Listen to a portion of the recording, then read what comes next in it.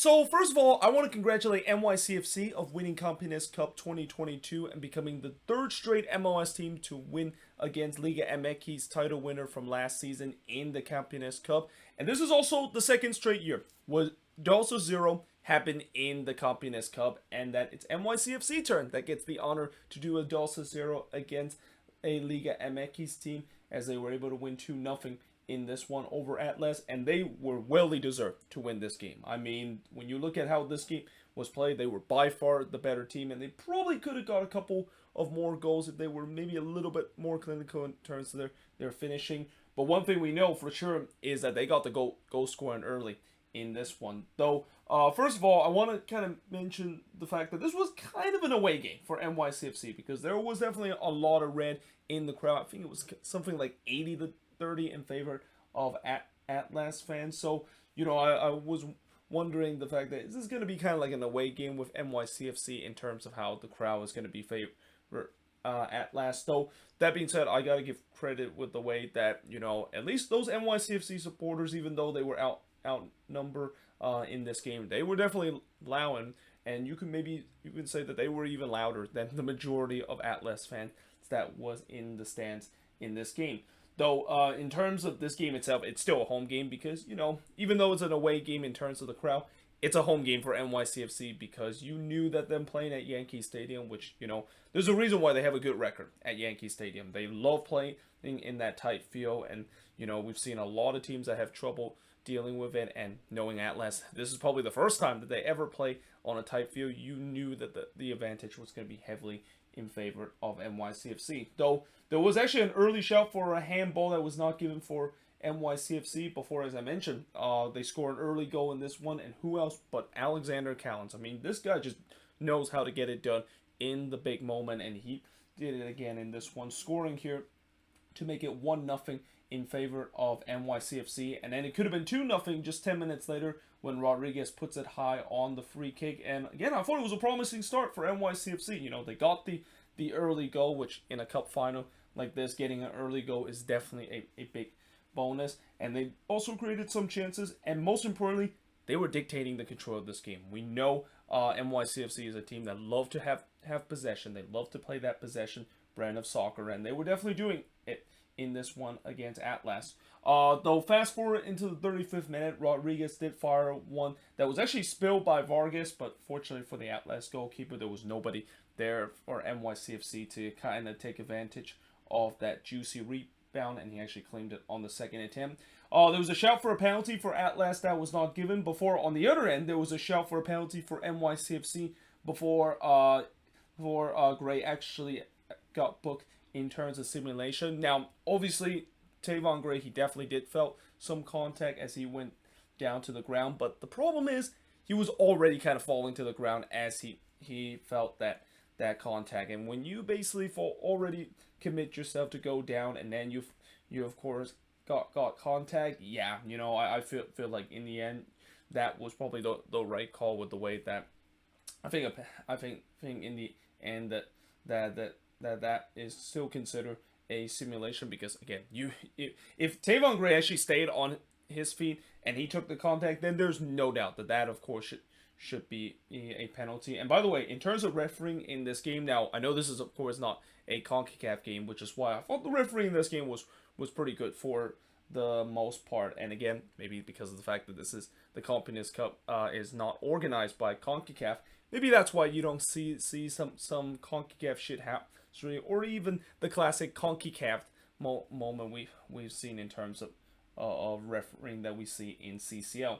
Though, that being said, in the 45th minute, Barraza did deny Quinones from close, as that was really Atlas' first chance. Like, Atlas didn't really had a lot of chances in the first half, and that was the first time that Luis Barraza, the NYCFC netminder, playing for the first time this season, had to call into action. But I also thought that NYCFC, ideally, they want to head to halftime with the lead, because, I thought the last 10 minutes or so, or the last 15 minutes or so, they haven't been as sharp as they were on the attack and also on the defensive shape, defensive shape. But I think a lot of that has to do with Aber going down with an injury, and I mean, Aber, he just cannot catch a break. Like, this guy has been just an injury riddle ever since He of course had that goal drought that he had in his second in season, and if he is going to be out for a bit, that is definitely a blow for NYCFC, and there's going to be a big question of who is going to be step up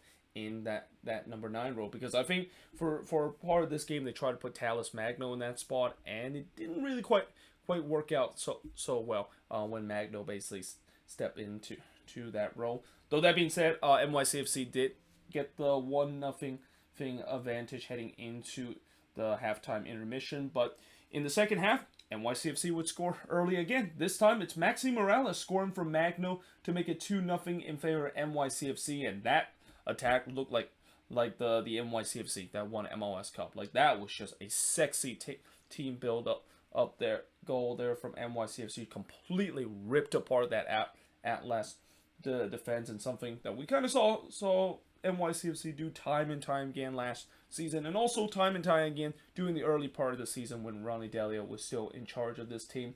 Rodriguez then tried to make it free, but he hits one right to Vargas, and NYCFC was just blowing Atlas away. Like, they were all off to the front gate, or they were off to the front foot once again, and that they were being very good on the attack, and also they were being very quick and efficient on the attack. Though that being said, as soon as I said that, Barraza did had to make a save as he was denying Quinones from close range. Quinones was really the best attacker for Atlas throughout this game. Though in the 58th minute, O'Toole tried to score his first NYCFC goal but missed wide on the header. What a moment that would be for Kevin O'Toole, getting his first start for NYCFC in this game and scoring on his debut.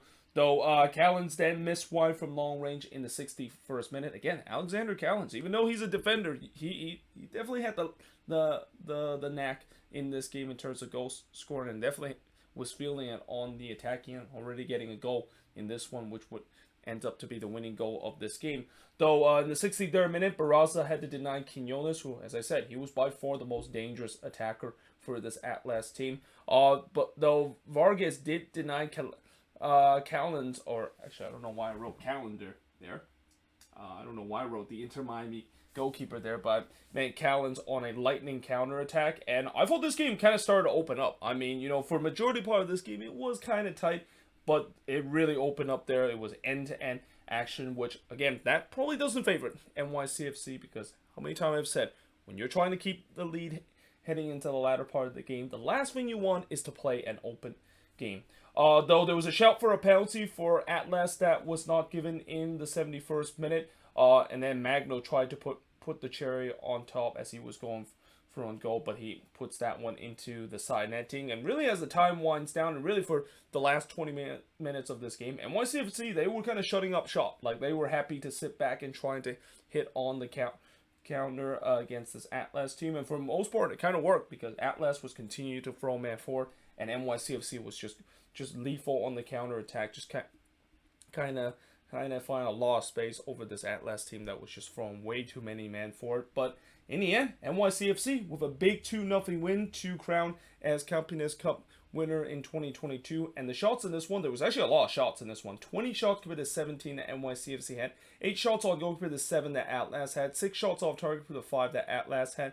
3 shots that was blocked for the 8 that Atlas has. And possession-wise, 51% possession compared to the 49% possession. And although the stats was relatively close, when you watch this game, most of the quality, the chances was really in favor of NYCFC, and therefore that's why I said before that this game wasn't really as close as the stats line would tell you, and that overall, what a big victory this is for NYCFC. And let's see if this can maybe spring themselves out of this bad run of form that they in league play, because I said before in the preview, this is a huge game for NYCFC. I mean, it's not just that they want to win another trophy and then of course continue the superiority that MLS team seems to have against Liga MX team for this past year or so, but in terms of trying to turn their season around and get their season back on track, this is a game that they can do so, getting a trophy and getting some confidence down the stretch, and we'll see whether or not, of course, is that going to be the case. And also, I know there's going to be a lot of MLS